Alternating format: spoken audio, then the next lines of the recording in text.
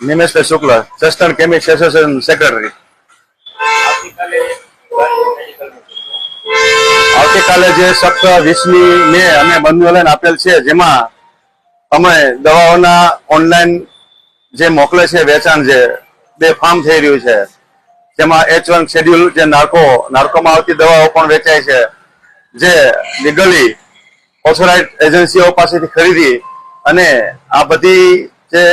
ખોટી એક પ્રથા આવી ગઈ છે ટૂંકા સમયમાં કે મોટી મોટી લોભામણી જાહેરાતો આપી ઓનલાઈનની અને પબ્લિકને એક પ્રકારના આરોગ્ય સાથે ચેડા થઈ રહ્યા છે, તો તે ન થવા જોઈએ અને એક વ્યક્તિને વિશ્વાસ રાખી સારામાં સારા એજન્સી સારામાં સારા રિટેલર પાસેથી દવા મળે તો જેની ગુણવત્તા જેની વિશેષતા કાયમિક માટે રહેશે। અને ભારત બંધનું એલાન છે, જેમાં અમે કેમિસ્ટ એસોસિએશન આ બાબતે એક થઈ